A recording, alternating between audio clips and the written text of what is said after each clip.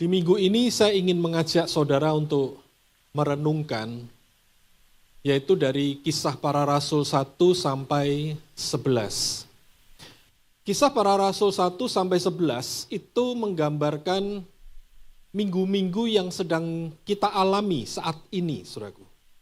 Ya, hari Kamis kemarin, ya kan, hari Kamis kita merayakan kenaikan Tuhan Yesus. Dan di minggu-minggu ini adalah minggu-minggu di mana murid-murid menantikan Roh Kudus. Nah, apa yang sedang terjadi itu bisa dikatakan disimpulkan di dalam Kisah Para Rasul 1 ayat 1 sampai 11. Nah, dari kisah tersebut, saudaraku, kita akan menarik ada 4 berita utama yang menjadi landasan bagi iman Kristen, saudaraku.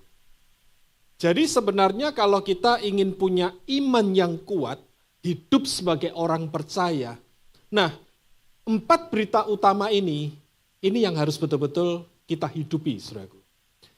Nah, kita akan melihat terlebih dahulu yaitu di Kisah Para Rasul 1 ayat 1 sampai 11, saudara bisa lihat gadget saudara. Ya, karena ini saya tampilkan semua tetapi tentunya terlalu kecil mungkin. Nah, di ayat 1 dan 2 itu adalah salam. Dan kita langsung aja masuk kepada ayat yang ketiga. Ayat yang ketiga di situ dikatakan bahwa Tuhan Yesus setelah dia bangkit dari kematiannya, maka dia menunjukkan dirinya dengan berbagai macam tanda bahwa dia hidup. Dan selama dia hidup, selama 40 hari, dia bercerita hanya tentang satu topik saja, yaitu topiknya adalah kerajaan Allah. Yesus tidak berbicara tentang hal-hal yang lain, tetapi tentang kerajaan Allah selama 40 hari. Jadi kita bisa menyimpulkan bahwa topik ini adalah topik yang sangat vital.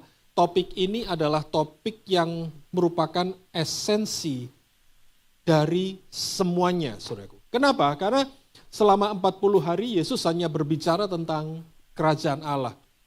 Saya cuma membayangkan setiap hari Yesus bertemu dengan murid-muridnya di jalan Emmaus, dia bertemu dengan muridnya, dia cerita tentang kerajaan Allah.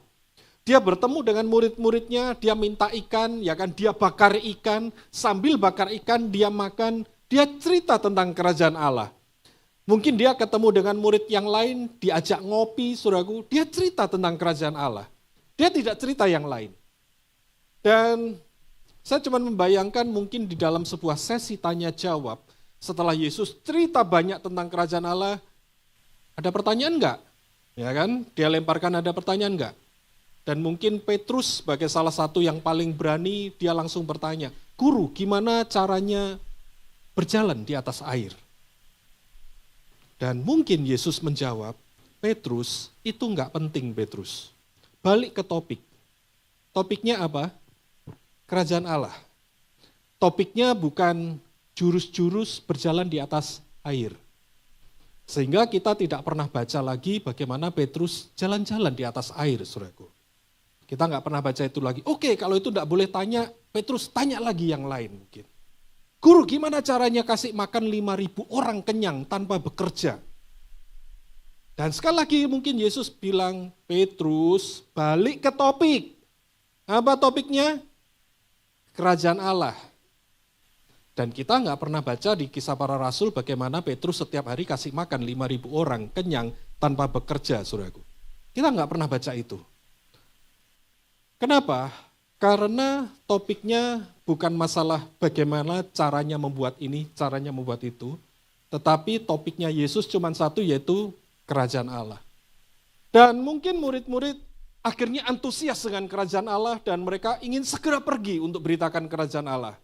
Tetapi ternyata di ayat yang keempat sampai kelima Tuhan Yesus bilang, "Tunggu, kamu jangan ninggalin Yerusalem, tunggu, tetap stay di Yerusalem. Untuk apa? Kamu akan menerima baptisan Roh Kudus. Kamu akan dibaptis dengan Roh Kudus." Sehingga saya sangat percaya, saudaraku, tanpa Roh Kudus, gereja tidak pernah ada. Tanpa Roh Kudus, pergerakan orang Kristen tidak pernah ada. Karena apa? Karena Yesus bilang, tunggu di Yerusalem, stay di Yerusalem. Nggak usah ngapa-ngapain, nggak usah pergi kemana-mana, nggak usah bergerak macam-macam. Diam di Yerusalem.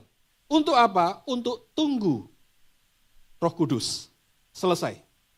Jadi kalau Roh Kudus tidak datang, tidak akan ada yang namanya orang Kristen, tidak ada yang namanya gereja, tidak ada yang namanya lain-lain, saudaraku, pergerakan macam-macam. Tidak ada. Kenapa? Karena yang menginisiasi semuanya Roh Kudus. Tunggu Roh Kudus. Tunggu itu artinya kita memfokuskan kepada satu hal. Kita berusaha menyadari itu dan kita berusaha betul-betul ini yang aku cari. Itu namanya menunggu, saudaraku. Contohnya apa? Contohnya kalau saudara bagi yang anaknya masih kecil, ya anaknya masih kecil, taruhlah 2 tahun, 3 tahun. Kalau engkau pulang ke rumah, anakmu heboh enggak? Papa. Ya semoga heboh ya. Ya, itu kesan yang paling menyenangkan, saudaraku. Betul ya? Itu kesan yang paling wow gitu. Ya kan? Papa, mama gitu. Bahkan engkau masih dari jauh, anakmu bisa membedakan mana mesin sepeda motormu dan mana mesin motor tetanggamu. Dia bisa bedain. Dari jauh dia sudah bisa keluar, itu papa, misalkan begitu. Ya, atau itu mama. Kenapa? Karena engkau menjadi pusat perhatian yang ditunggu-tunggu oleh dia. Nah, itu artinya menunggu, saudaraku. Misalkan aja, contohnya lagi kalau saya janjian misalkan sama Danwi, misalkan. Saya janjian, dan Danwi bilang, oke kok, nanti aku kabarin. Nah, karena saya menunggu berita daripada Danwi, maka saya akan perhatian nggak sama bunyi di HP saya. Oh, saya akan sangat perhatian. Saya akan menjadi sangat sensitif ketika HP saya bunyi, apakah ini berita dari Danwi. Saya akan langsung buka HP itu. Ya, meskipun mungkin itu ternyata bukan dari Danwi, saya tetap akan kasih perhatian kalau HP saya bunyi. Kenapa? Saya tunggu beritanya dia. Nah, itulah artinya menunggu, saudaraku. Jadi sebenarnya ketika kita harus menunggu Roh Kudus, murid-murid menantikan Roh Kudus, menunggu Roh Kudus, itu berarti mereka mempusatkan perhatian mereka, memfokuskan semuanya kepada kedatangan Roh Kudus. Kapan Roh Kudus datang? Tidak ada janjian waktunya, saudaraku. Karena Kisah Para Rasul mengatakan tiba-tiba. Memang kita tahu Pentakosta 10 hari, tapi Yesus tidak pernah ngomong, tunggu ya, nanti hari ke-10 Roh Kudus datang. Kalau kita sudah tahu hari ke-10 dia datang, hari ke-1 sampai ke-9 ngapain, saudaraku? Kita bisa nge-mall dulu kan ya? Ya, kita bisa jalan-jalan dulu, saudaraku. Toh nanti hari ke-10 dia datang. Enggak, Tuhan Yesus enggak pernah janji. Pokoknya tunggu aja, tunggu. Dan Kisah Para Rasul 2 mengatakan tiba-tiba Roh Kudus datang. Jadi mereka harus selalu aware, mereka punya kesadaran yang tinggi, ini yang aku nantikan. Nah, kita harus punya sikap yang seperti itu, saudaraku, dengan Roh Kudus. Nah, berikutnya, kemudian di ayat 6 dan 7, murid-murid masih penasaran masalah Israel. Kira-kira kapan Israel itu akan dipulihkan? Dan Yesus menjawab, kamu kepo banget sih. Itu bukan urusanmu deh. Nggak usah mikirin Israel. Ya. Makanya kalau kita bicara akhir zaman, teman-teman, udah deh nggak usah pusing dengan Israel. Murid-murid aja digituin kok sama Tuhan Yesus, ya kan? Udahlah nggak usah kepo, kamu itu kepo banget sih. Nggak usah mikirin Israel. Kalau mikirin Israel cuma satu, tujuannya apa? Wisata rohani, selesai, saudaraku. Ya, nggak usah mikirin yang lain. Ya. Nah makanya kalau kita punya duit, ya udah kita nabung, kita wisata aja ke sana.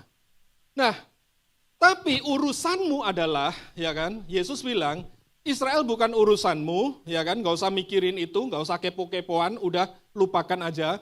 Tapi urusanmu adalah kalau Roh Kudus turun ke atas kamu, siap-siap ya, kamu akan jadi saksiku, Yerusalem, Yudea, Samaria, sampai ujung bumi. Itu urusanmu. Nggak usah ngurusin yang lain. Nah, kemudian singkat cerita, Yesus naik ke surga dan mereka masih tertegun melihat Yesus naik ke surga dan dia ditegur oleh dua malaikat, ngapain kalian? Udah, sana. Ya kan, nanti Yesus akan datang kembali. Nah, dari kisah ini, saudaraku, kita bisa menyimpulkan ada 4 berita penting yang menjadi iman kita sebagai orang percaya. Apa? Yang pertama? Yang pertama adalah Yesus hidup. Itu berita pertama, saudaraku. Bahwa kita berurusan dengan Tuhan yang hidup, bukan Tuhan yang mati. Arti kata hidup menurut Kamus Bahasa Indonesia, ya saya lebih suka pakai Kamus Bahasa Indonesia karena saya bukan orang yang memahami bahasa Ibrani. Ya, jadi pakai bahasa Indonesia aja. Kata hidup artinya masih terus ada, bergerak, dan bekerja sebagaimana mestinya. Jadi kalau Yesus hidup, berarti Yesus itu masih terus ada, dan dia masih bergerak, dan dia masih bekerja sebagaimana mestinya, saudaraku. Makanya dikatakan Yesus itu dari dulu, sekarang, dan selama-lamanya dia tetap sama, saudaraku. Kita berurusan dengan Tuhan yang masih tetap ada, Yesus hidup, dia bergerak, dan dia tetap bekerja, saudaraku. Makanya kita punya iman, yakin bahwa semuanya ya dan amin, saudaraku. Kenapa? Karena Yesus masih terus ada, masih bergerak, dan bekerja sebagaimana mestinya. Nah, kemudian berikutnya yang kedua adalah Yesus akan datang kembali. Ya, dia akan datang kembali. Jadi kalau kita berbicara tentang akhir zaman, fokus akhir zaman itu adalah kedatangan Yesus. Fokus akhir zaman itu bukan antikris, bukan. Seringkali kadang kita terkecoh kalau bicara akhir zaman, kita sibuk dengan antikris. Antikris itu akan dikalahkan, saudaraku. Yesus itu akan datang. Itu ibarat begini loh, kita nonton Avengers, fokus kita itu kepada kedatangan Avengers atau kedatangan Thanos.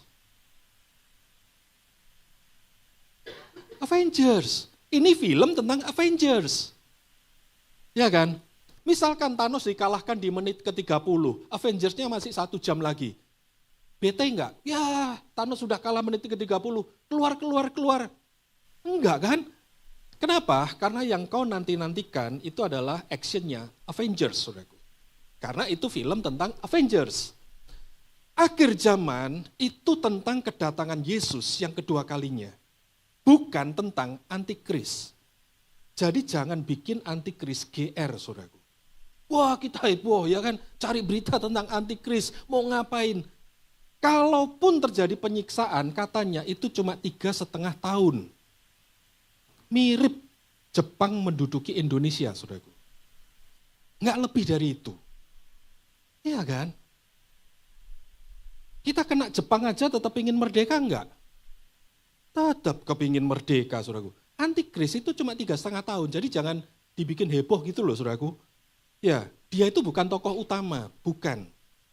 Tokoh utamanya itu adalah Yesus, itu akan datang kembali.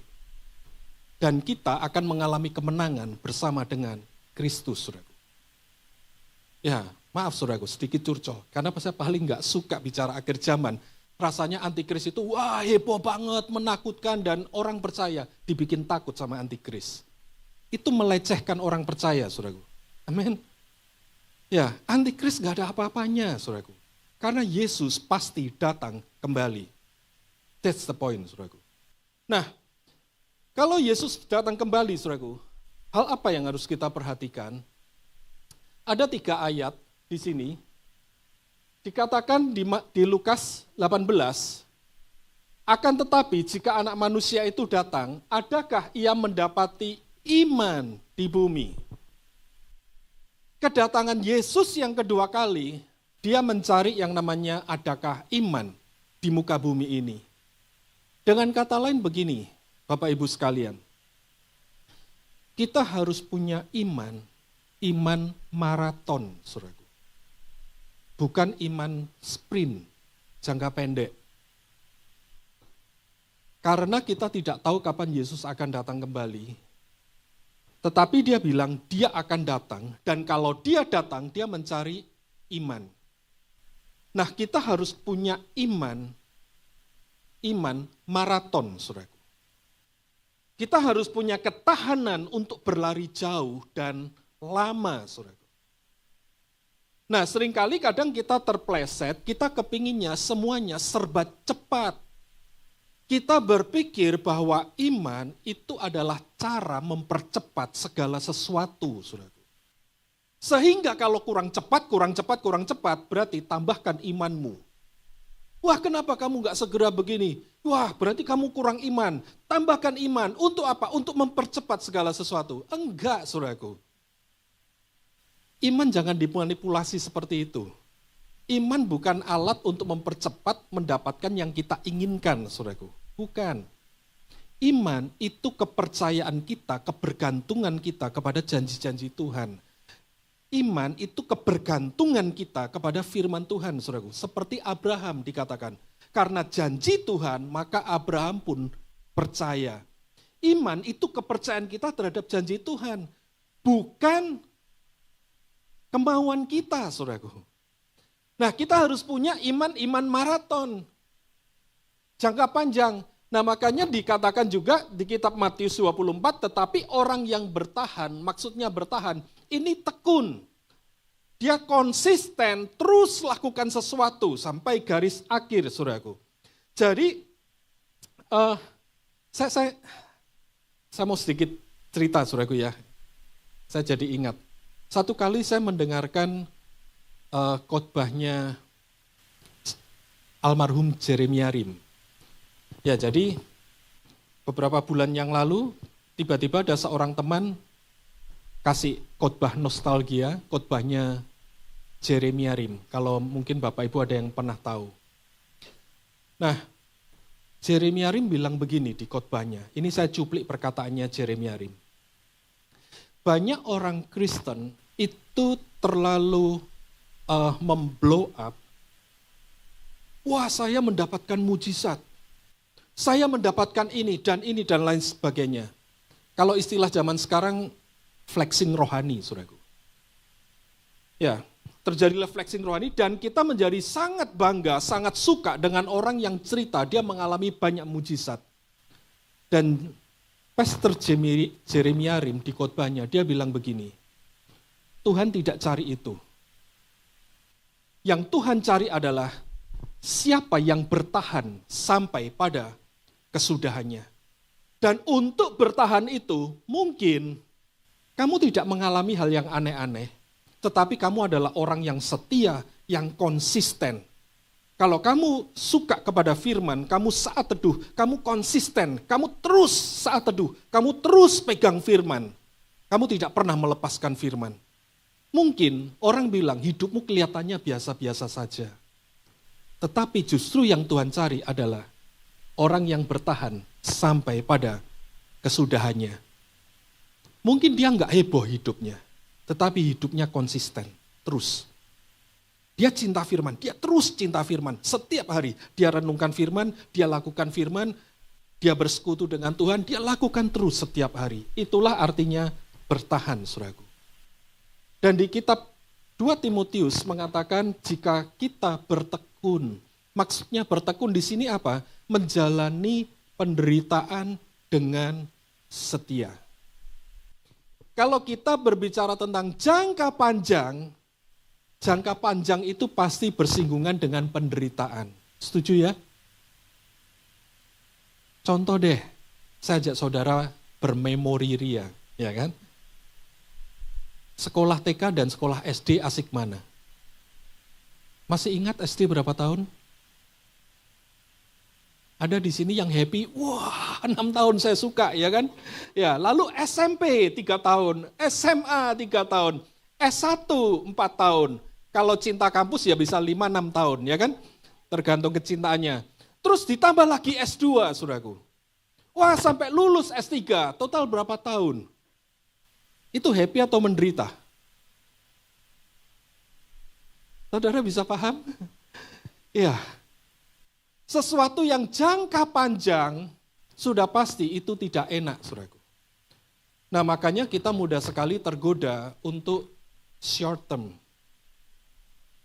Banyak orang frustrasi karena dia punya pola pikir, cara pandang short term. Begitu gagal satu kali, waduh dia frustrasi, dia putus asa, seakan-akan bumi runtuh, saya mau bunuh diri, enaknya bunuh diri pakai cara apa, baca tutorial bunuh diri, dan lain sebagainya, saudaraku. Kenapa? Karena berpikir tentang short term. Kita harus punya cara pandang kalau Yesus akan datang kembali, kita harus punya cara pandang long term, saudaraku. Jangan pernah berputus asa, jangan pernah menyerah, saudaraku. Karena iman kita itu harus iman maraton, dia harus bertahan dan dia harus tahan terhadap penderitaan, saudaraku. Ya, dia harus tahan terhadap berbagai macam kesulitan, miliki iman maraton, saudaraku. Kenapa? Karena kita punya pengharapan, Yesus pasti datang. Amin. Ya, kalau dia pasti datang, saya menanti-nantikan, kita harus bertahan, saudaraku. Kesulitan apapun, itu enggak ada masalah. Bagaimana sih caranya kita menguatkan, kalau saudara punya anak nih, anak saudara fail, dalam sebuah ujian dia fail. Bagaimana saudara cara memotivasi anakmu? Cara memotivasi yang terbaik itu sudah pasti anak diajak melihat jauh ke depan. Udah nak, gak apa-apa. Nanti besok kalau ujian lagi, belajar ya. Kalau ujian lagi, kamu pasti bisa. Udah, jangan menyerah. Cara memotivasi, memberikan pengharapan, itu selalu mengajak kita melihat jauh ke depan. Ketika kita belajar melihat jauh ke depan, pengharapan muncul, kekuatan pun muncul, saudaraku. Tapi kalau kita nggak bisa lihat jauh ke depan, kita akan frustrasi dan kita merasa semuanya selesai. Nah, oleh sebab itu memiliki cara pandang jauh ke depan. Berikutnya, yaitu tentang beritanya kerajaan Allah. Apakah kerajaan Allah itu? Kerajaan Allah tentunya yang pertama berbicara tentang, sekali lagi dari Kamus Besar Indonesia ya, tapi percayalah, ini benar, saudaraku. Engkau mau tilik dari bahasa Ibrani, tetap benar, saudaraku. Ya, yaitu bentuk pemerintahan yang dikepalai oleh raja. Kitab Sakaria mengatakan, maka Tuhan akan menjadi raja atas seluruh bumi. Pada waktu itu Tuhan adalah satu-satunya dan namanya satu-satunya. Yesus, nama di atas segala nama. Nah, rencana sejak semula Tuhan itu akan memerintah atas bumi. Makanya manusia di-cloning serupa dan segambar dengan Tuhan. Supaya apa? Supaya ciptaan ketika berhadapan dengan manusia, dia seperti berhadapan dengan Tuhan. Karena ini berbicara tentang kerajaan, berbicara tentang sistem pemerintahan.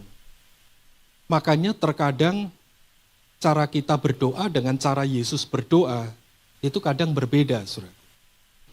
Problemnya apa? Saya pernah merenungkan suatu kali, saya berdoa dan saya baca Injil bagaimana Yesus berdoa. Kok beda banget ya? Apa yang membuat beda? Kalau saya berdoa, saya harus punya list permintaan. Dan fokus daripada doa itu adalah permintaan-permintaan saya. Kalau belum dikabulkan, berarti doanya diperpanjang nggak durasinya? Oh iya, kamu doa 5 menit minta dikabulkan, 1 jam dong. Ya, wah, doanya saya harus perpanjang durasinya, ya kan? Fokusnya adalah kepada permintaan-permintaan saya. Ketika saya baca Injil, kok beda ya? Yesus kalau berdoa apa? Fokusnya, kehendak Tuhan. Terjadilah kehendak Bapa. Aku datang untuk melakukan kehendak Bapa. Makananku adalah melakukan kehendak Bapa dan menyelesaikannya. Semuanya fokus kepada menjadi pelaku daripada kehendak. Ketika saya merenungkan tentang kerajaan Allah, saudaraku, ada yang salah dalam cara pandang saya. Apa cara pandang saya? Saya memperlakukan Tuhan itu sebagai sesembahan.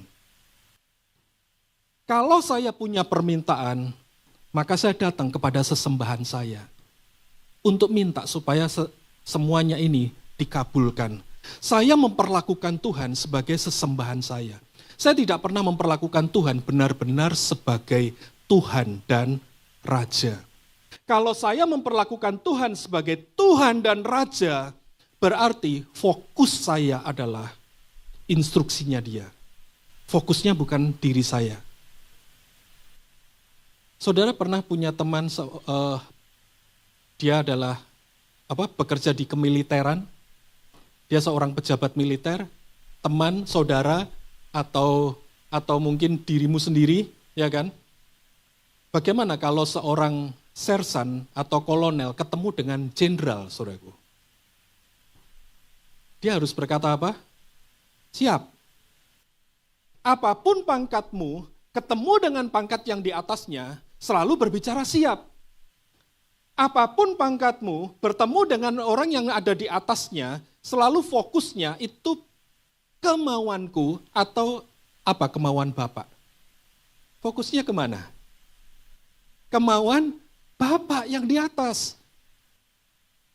Struktur militer, instruksi di dalam pemerintahan, itu selalu fokusnya kepada apa yang dimaui oleh pihak yang di atas. Dan kehadiran saya itu hanyalah menjadi pelaksana dari apa yang diinginkan oleh pihak yang di atas.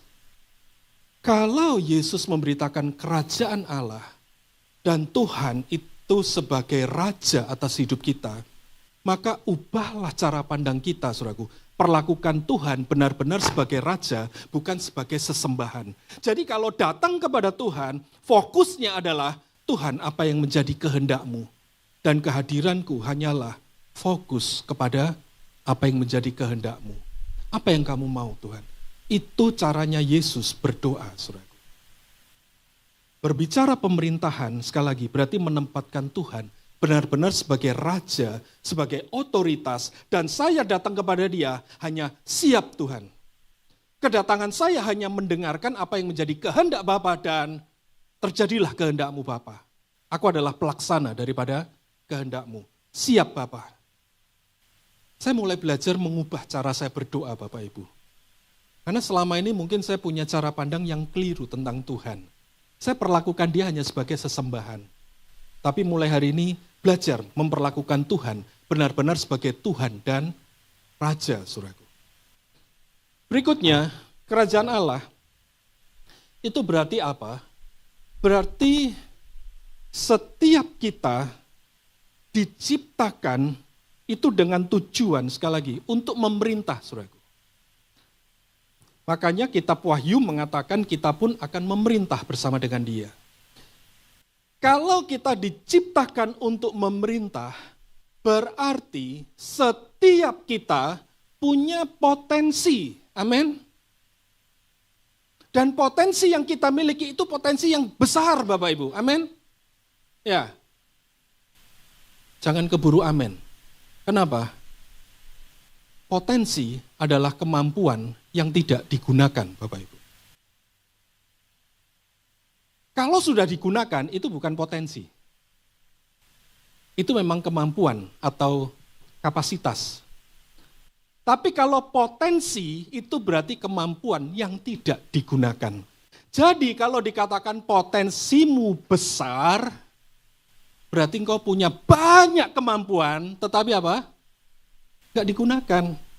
Itu aja. Jadi jangan keburu bangga, wah potensiku gede. Tapi ngapain kamu? Nganggur, ya kan? Ya, nggak ngapa-ngapain. Karena kamu nggak ngapa-ngapain, makanya dikatakan potensimu gede banget. Ya kan? Sungguhan, ayo melayani Tuhan, potensimu itu gede banget. Kenapa? Karena saat ini kamu pengangguran, ya kan? Kamu nggak ngapa-ngapain. Jadi kalau dikatakan potensimu gede, jangan tersipu-sipu malu Bapak Ibu, ya kan? Ya, justru kita harus, waduh mateng kon, berarti apa? Berarti selama ini aku malas, ya kan? Kenapa? Karena kamu punya banyak kemampuan, nganggur tapi kemampuannya. Nggak digunain kemampuannya. Kenapa saya bilang kemampuan yang sangat besar? Karena ketika manusia diciptakan, punya tujuan untuk memerintah. Karena punya tujuan untuk memerintah, makanya Tuhan bilang, dan Tuhan memberkati mereka. Memberkati artinya Tuhan itu melimpahkan berkatnya, melimpahkan izinnya, melimpahkan supportnya, supaya potensimu terbuka. Tuhan meng-unlock potensimu sehingga dia bilang, be fruitful. Ya kan? Berbuahlah dan berlipat-lipat kali ganda. Penuhi semuanya itu. Ya, taklukkan itu dan memerintahlah atas semuanya. Kita punya potensi yang sangat besar, makanya Tuhan itu memberkati, saudaraku. Tuhan memberkati, Tuhan itu meng-unlock, membuka semua potensi yang kita punya. Kalau kita diciptakan dengan tujuan yang sangat besar, berarti Tuhan harus memperlengkapi dengan potensi yang sangat besar, Bapak Ibu. Amin. Ya, Tuhan harus perlengkapi itu. Jangankan Tuhan, kita ajalah. Engkau punya perusahaan, engkau kepingin anakmu meneruskan perusahaanmu. Engkau paksa anakmu sekolah enggak? Oh iya, pasti. Cukup SD kah? Enggak cukup. Engkau akan paksa anakmu sekolah. Boleh enggak dia pilih sekolah asal-asalan? Enggak boleh, ya kan? Boleh nggak dia pilih S1 asal-asalan? Nggak boleh. Kenapa? Engkau punya tujuan yang besar. Karena engkau punya tujuan yang besar, engkau akan persiapkan anakmu. Dia harus punya potensi yang besar. Milih sekolah pun, pilih sekolah yang baik. S1 pun, S1 yang baik. Engkau punya standar minimal IPK. S1 nggak cukup, S2. Engkau akan support anakmu. Potensinya harus besar. Kenapa? Karena dipersiapkan sesuatu yang besar. Dan iblis tidak akan tinggal diam, Bapak Ibu. Makanya iblis akan menjadikan di mana kita tinggal, di situ ada peperangan. Ya, kita akan menghadapi peperangan di marketplace dan keluarga. Kenapa saya sebut secara khusus marketplace?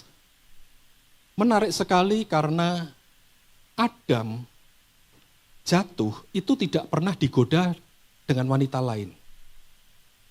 Tapi Adam jatuh karena makan buah yang notabene itu adalah hasil pekerjaan tangannya. Kenapa? Karena tugasnya Adam itu adalah memelihara taman. Tugasnya Adam itu adalah memastikan semua pohon tumbuh dengan baik dan menghasilkan buah. Iblis menjadikan tempat pekerjaan, dunia pekerjaan itu menjadi tempat peperangan rohani. Makanya Tuhan pun ngomong, kamu akan bekerja dan tanah mengeluarkan apa? Semak belukar, tanah akan menjadi keras, tanah akan menjadi susah.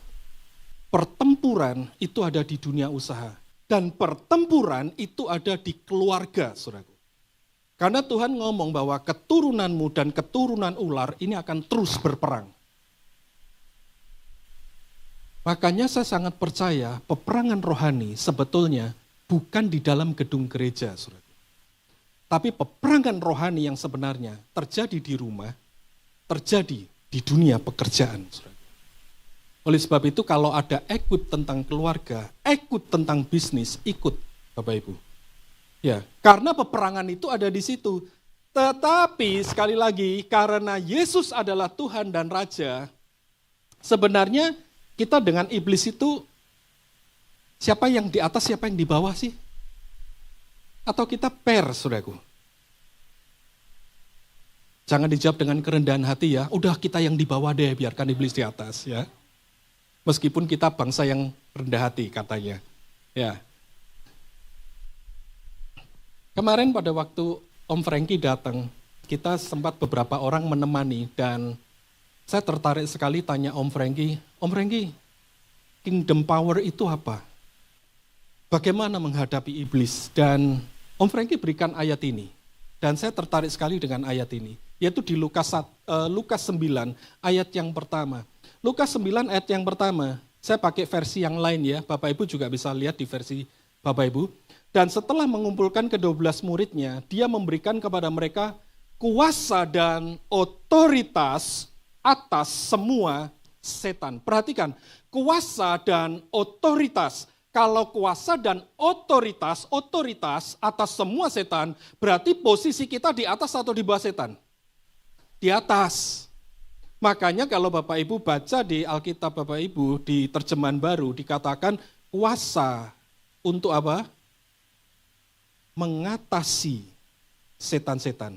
Bukan kuasa untuk mengusir, tetapi kuasa untuk mengatasi. Setan ini nakal-nakal, masa ampun. Ya kan? Nah, kita menguasai mereka Bapak Ibu. Kita yang ngatur mereka. Bukan kuasa untuk mengusir. Nah, kita harus melihat kalau kita hidup di dalam kerajaan Allah, beritanya Yesus itu menegaskan bahwa, murid-murid, orang percaya, kamu menguasai setan-setan.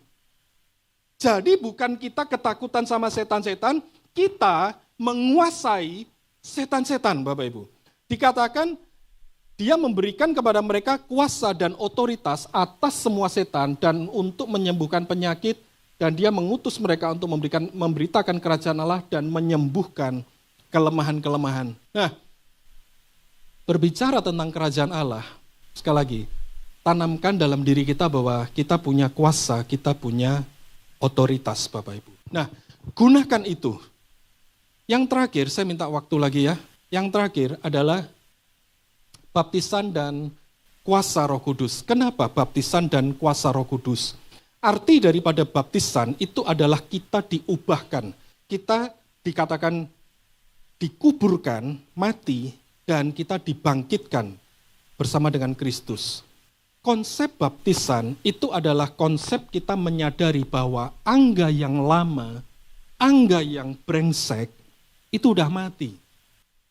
Dan sekarang yang hidup, angga yang baru. Itu arti daripada baptisan, Bapak Ibu. Jadi kalau saya dibaptis oleh Roh Kudus, berarti angga yang lama mati, dan sekarang angga yang baru hidup dikuasai oleh Roh Kudus. Itu maksud daripada baptisan Roh Kudus. Makanya Yesus bilang, tunggu Roh Kudus. Kenapa tunggu Roh Kudus? Supaya hidup kita itu diubahkan dan dikuasai oleh Roh Kudus. Makanya Bapak Ibu yang belum baptis, ambil baptisan. Karena itu pernyataan iman kita, bukan masalah administratif gereja, bukan Bapak Ibu. Dan yang menarik dikatakan, dan kuasa. Kamu akan penuh kuasa dan kamu akan menjadi saksi. Apa sih kuasa? Kuasa dunamis itu adalah kekuatan yang sangat besar, energi yang sangat besar, berarti untuk menggerakkan sesuatu yang besar. Sekali lagi ya, kuasa itu dunamis, itu adalah aliran energi yang sangat besar. Yang namanya aliran energi yang sangat besar berarti dia untuk menggerakkan sesuatu yang sangat besar. Contoh deh, sepeda motor bebek. Supaya motor bebekmu bisa nyala dan berkeliaran di jalanan, ya kan? Butuh energi dari aki enggak? Betul. Tapi kalau ada truk mogok, bisa enggak kamu pinjemin akimu? Meskipun kau generous. Wah, aku baik hati, pakai aja akiku enggak apa-apa. Kalau ada truk mogok, enggak bisa. Untuk menggerakkan mesin yang lebih besar dibutuhkan energi yang lebih besar. Apalagi menghidupkan mesin pesawat. Menghidupkan pesawat dibutuhkan energi yang jauh lebih besar daripada menghidupkan motor bebek, Bapak Ibu. Nah, Roh Kudus itu adalah kuasa, dia dunamis. Dia adalah kuasa yang sangat besar. Artinya, kenapa kita butuh kuasa yang sangat besar? Karena di dalam dirimu penuh dengan potensi yang sangat besar. Sehingga harus dipicu dengan kuasa yang sangat besar, supaya kita bisa menjadi saksi Kristus, Bapak Ibu. Kuasa itu, kalau Bapak Ibu baca di Kisah Para Rasul 1 ayat 8, bukan untuk mengusir setan-setan. Tapi kuasa itu dibutuhkan supaya kehadiran saya bisa menjadi saksi Kristus. Kenapa kehadiran saya bisa menjadi saksi Kristus karena semua potensi yang ada di dalam diriku yang telah Tuhan taruh sudah di-unlock oleh Roh Kudus. Roh Kudus meng-unlock semuanya sehingga semua potensi, semua karunia-karunia itu bekerja dalam diriku. Nah, Roh Kudus adalah kuasa, dia dunamis. Semakin besar kuasa itu, maka sadari teman-teman, di dalam dirimu, di dalam diri saya, di dalam diri kita, itu ada potensi yang sangat besar. Jangan dibiarkan tidur potensi itu, tetapi biarkan Roh Kudus membuka, meng-unlock semuanya itu. Sehingga potensi itu akan keluar, karunia itu akan bekerja, sehingga kemanapun kita berada, kita bisa menjadi saksi Kristus. Amin. Ya, biarkan Bapak Ibu, biarkan Roh Kudus bekerja di dalam diri kita. Ya, saya sangat mengundang kalau Bapak Ibu bisa datang di setiap malam. Kita akan belajar untuk bersekutu dengan Roh Kudus. Nah, ini adalah 4 pesan utama Bapak Ibu. Tanamkan di hati bahwa yang pertama Yesus hidup. Yang kedua, dia pasti akan datang kembali. Jadi belajarlah memiliki cara pandang jangka panjang. Memiliki iman yang maraton. Dan kemudian yang ketiga, yaitu beritanya adalah tentang kerajaan Allah.